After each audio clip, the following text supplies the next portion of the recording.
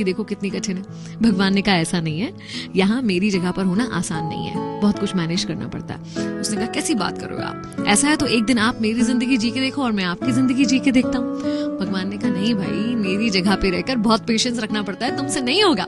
उसने कहा जरूर होगा, आप मुझे मौका दो, आप जो कहोगे जैसा कहोगे करूंगा, लेकिन एक दिन के लिए मुझे भगवान बनने दो और आप एक साधारण इंसान बन के जी के देखो।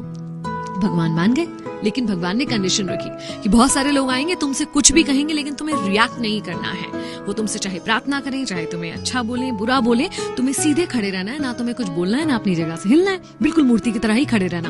उसने कहा ठीक है, इसमें कौन सी बड़ी बात है, मैं कर लूंगा। अब बन गया वो सेवक भगवान, और भगवान निकल गए एक दिन की छुट्टी पर।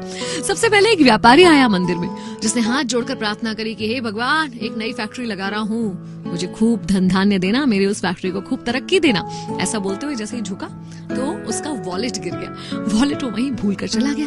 अब मूर्ति बने सेवक को मन करा कि उसे रोक कर बता दूं कि तेरा वॉलेट गिर गया भाई, मगर नहीं बता पाया क्योंकि कंडीशन थी कि बोलना नहीं है, हिलना नहीं है। उसके बाद एक गरीब व्यक्ति आया, जेब से 1 रुपया दिखाकर बोला कि ये लास्ट 1 रुपया बचा है, क्या करूं, इससे माँ की दवाइयां खरीदूं या परिवार का पेट भरूं, समझ नहीं आ रहा भगवान, मैं कैसे जीवित रहूं और अपने परिवार को जीवित रखूं। और देखा उसने नीचे तो उसको सामने एक वॉलेट पड़ा हुआ दिख गया। हे भगवान, धन्यवाद, धन्य हो, तुमने तो मेरे सारे संकट दूर कर दिए, पैसों से भरा हुआ ये वॉलेट मुझे दे दिया। इसके मन में आया कि अरे मैंने नहीं दिया, ये चोरी करके जा रहा है, इसे रोक लूं, लेकिन कंडीशन वही थी कि ये बोल नहीं सकता है और हिल नहीं सकता है।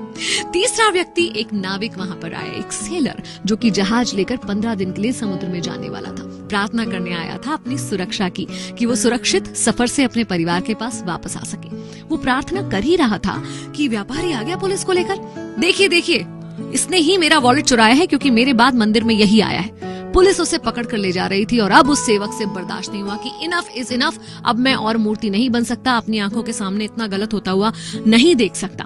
उसने कहा कि ये बिल्कुल गलत है, इसका जो बटुआ है वो उस गरीब व्यक्ति ने चुराया है, मैं भगवान हूँ, मैं बता रहा हूँ। पुलिस ने भगवान की बात तो माननी ही थी, उस गरीब व्यक्ति को पुलिस पकड़ कर ले गई। शाम हुई, जब भगवान आए तो उसने बड़े गर्व से बताया कि मैंने एक अन्याय होने से रोका इस तरह से। भगवान ने कहा हे राम, तूने तो सारा बंटाधार कर दिया, मेरी प्लानिंग का कचरा कर दिया। वो जो धनी व्यक्ति आया था उसने बहुत कुकर्म करके, काले कर्म करके पैसे को कमाया है। अगर उसका पैसा एक गरीब व्यक्ति के काम आता तो उसके पाप थोड़े कम हो जाते। उस गरीब के परिवार में कुछ पैसा आने से उसका परिवार पल पाता। और ये जो नाविक जिसे तुमने समुद्र में भेज दिया ना, वहाँ बहुत बड़ा तूफान आने वाला है, इतना बड़ा तूफान जिससे जिंदा बचकर आ नहीं सकता। अगर वो जेल चला जाता 15 दिन के लिए तो उसकी जान बच जाती। तब उस सेवक को एहसास हुआ कि ये सब कुछ तो शायद मैं सोच ही नहीं सकता था, मैं तो क्षणिक जो कुछ हो रहा था वही देख रहा हूँ।